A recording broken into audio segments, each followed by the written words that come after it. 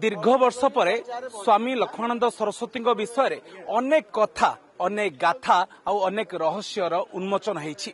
आज पुस्तक सीना उन्मोचन होईछि किंतु आज भी से दिन घटना आ से दिन कालरात्रि विषय अनेक कथा को लिपिबद्ध कर पुस्तक रे जे मुख्य लेखक अच्छा विपिन बिहारी नंद सार। तेरे बड़ कथा होछि सेतबेले जेतबेले तदंत हला नायडू कमिशन तदंत कला अनेक कथा फाइल भितर लुचि रहिला जहा एबे अंधारर केउ कोठरी रे किए लुचाई देइछि ताकू भी बाहर करा जिवो। एवं कौन से दिन काल रात्रि घटीथिला स्वामी लक्ष्मणानंद सहित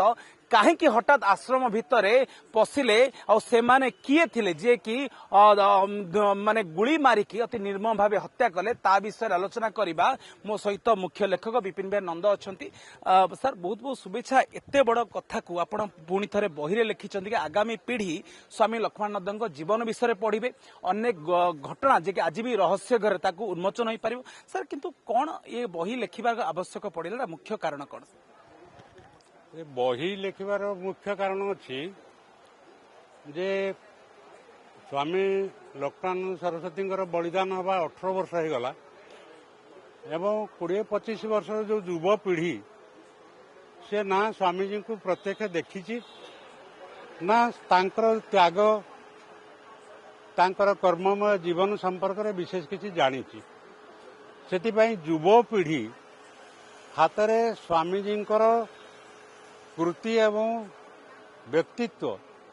जहा थिला ताकू आमे युवपीढ़ी देखू युवपीढ़ी हाथ में रहू ता फल आगामी वर्ष जेतेबेले स्वामीजी जन्म शतवार्षिकी पालन आम करने जाऊचु से समय से युवपीढ़ी स्वामीजी संपर्क में सठिक कथा जानू ये मुख्य उद्देश्य। द्वितीय उद्देश्य थिला जे स्वामीजी केवल ओडिशा रे परिचित हेले ठीक हेनी स्वामीजी जो स्तर महात्मा से सारा भारतवर्ष रे परिचित हवा दरकार। सारा भारतवर्ष परिचित जड़े व्यक्ति जड़े सन्थर 264 पृष्ठा ये जो बही आप लिखिंट से 151 पृष्ठार जो महाप्रायण विषय लिखा जाती आप बहुत ख्रीस्टियान आक्रमण विषय लिखिंट कौन कौन सब ख्रीस्टियान आक्रमण थिला कौन मिशनरी माने षड्यंत्र करते सर? स्वामीजी जो जीवन का 40 वर्षर जो कर्ममय जीवन फुलवाणी रे से गोटे बड़ विषय थिला जे क्रिश्चियन मिशनरी माने जो सरल जनजाति मानक ठकी भंडिक क्रिश्चियन कराउथले ताकू विरोध करवा एवं जो माने क्रिश्चियन हेई जाइछन्ति तांको पुणी थरे मुख्य हिंदू मार्ग को फेरे आनिबा ये दुईटी काम फल से एभली फुलवाणी रे वातावरण तैयारी हैला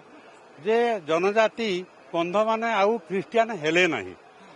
जहा फल क्रिश्चियन मिशनरी माने सबु प्रकार चेष्टा कला परे भी जेतेबेले तांकर काम सफल हैला नाही धर्मांतरण हेई पारला नाही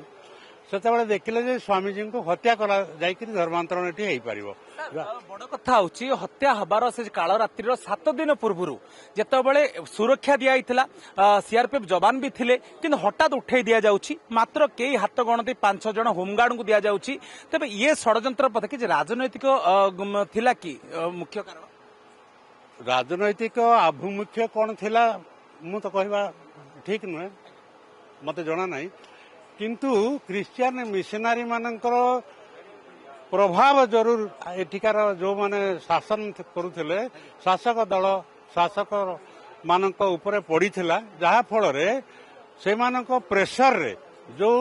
सिक्यूरिटी दिया जाइथिला स्वामीजी को 7 दिन आगु से सिक्यूरिटी काढ़ी निया गला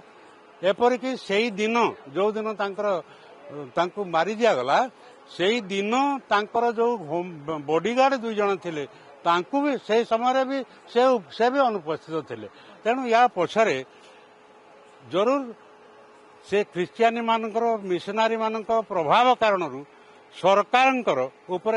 जो प्रभाव ता फल सरकार ही ये काम करिसंती एथरे कौन से संदेह ना। राति 8:05 अनाधुन गुली होता AK-47 गरजुला आ स्वामीजी सहित अनेक लोक शहीद हो गले कि सेतबेलर जो रिपोर्ट है नायडू कमिशन बसिला तदंत फाइल गायब हो गला भावुँ गोटे बड़ षड्यंत्र मुखा खोली जाता जाशुणी गायब कर दिया गला।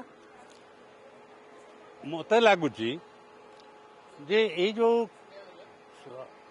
ଆମର ସ୍ୱାମୀଜୀଙ୍କୁ ହତ୍ୟା କରାଗଲା ଯେଉଁମାନେ ଷଡ଼ଯନ୍ତ୍ର କରିଥିଲେ ବିଶେଷକରି ସେ ବେଟିକଲା ଚର୍ଚ୍ଚରେ ଯେଉଁମାନେ ସେତେବେଳେ ପାଦ୍ରୀ ଥିଲେ ସେମାନେ ଯେଉଁ ଷଡ଼ଯନ୍ତ୍ର କରିଥିଲେ ସେଠି ତ ତାକୁ ନାଇଡୁ କମିଶନ ଯେଉଁ ରିପୋର୍ଟ ନାଇଡୁ କମିଶନ ବସିଲା ପରେ ସେ ଯେଉଁ ରିପୋର୍ଟ ଆଣିଥିଲେ ସେ ରିପୋର୍ଟ ତ ଆମକୁ ଜଣା ନାହିଁ କିନ୍ତୁ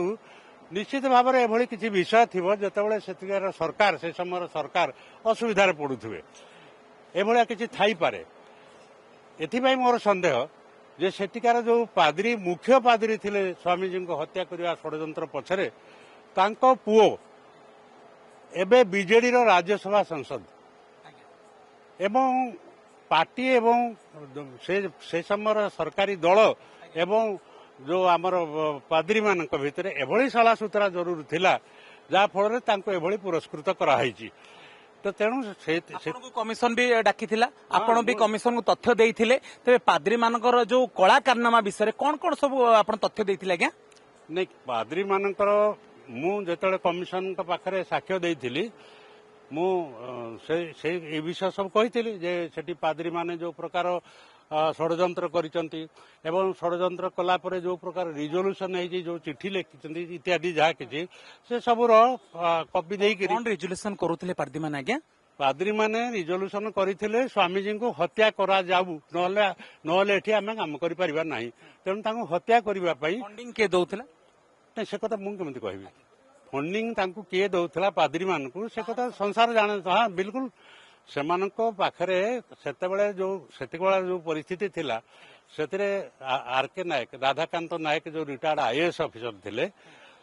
ତାଙ୍କର କଂଗ୍ରେସ ପାର୍ଟି ସହିତ ସମ୍ପର୍କ ଥିଲା ସେ କଂଗ୍ରେସ ପାର୍ଟିର ରାଜ୍ୟସଭା ମେମ୍ବର ବି ହେଇଥିଲେ ଏବଂ ମୁଁ ଯାହା ଶୁଣିଛି ସେ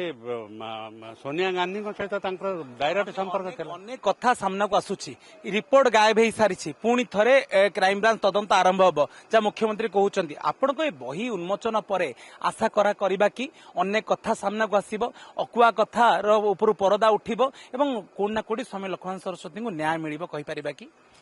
ଏଇ ସ୍ୱାମୀ ଲକ୍ଷ୍ମଣ ସରସ୍ୱତୀଙ୍କୁ ନ୍ୟାୟ ଯେଉଁମାନେ ବନ୍ଧୁକ ଧରି ମାରିଛନ୍ତି ତାଙ୍କୁ କେବଳ ଜେଲରେ ପୁରେଇ ଦେଲେ ମିଳିବ ନାହିଁ ସ୍ୱାମୀଜୀଙ୍କୁ ମାରିବା ପାଇଁ ଯେଉଁମାନେ ଷଡ଼ଯନ୍ତ୍ରକାରୀ ଯଦି ଷଡ଼ଯନ୍ତ୍ରକାରୀଙ୍କ ପାଖରେ କ୍ରାଇମବ୍ରାଞ୍ଚ ହଉ ଯିଏ ବି ହଉ ଯଦି ଷଡ଼ଯନ୍ତ୍ରକାରୀଙ୍କ ପାଖରେ ପହଞ୍ଚି ପାରିବ ଏବଂ ଷଡ଼ଯନ୍ତ୍ରକାରୀଙ୍କୁ ଧରାଯାଇପାରିବ ତାହେଲେ ସ୍ୱାମୀଜୀଙ୍କୁ ନ୍ୟାୟ ମିଳିବ କେବଳ ସୁପାରି ନେଇକରି ବନ୍ଧୁକ ଧରିକରି ମାରିଥିବା ପିଲାମାନଙ୍କୁ ଜେଲରେ ପୁରେଇ ଦେଲେ ସ୍ୱାମୀଜୀଙ୍କୁ ନ୍ୟାୟ ମିଳିବ ନାହିଁ ନିହାତି ଭାବେ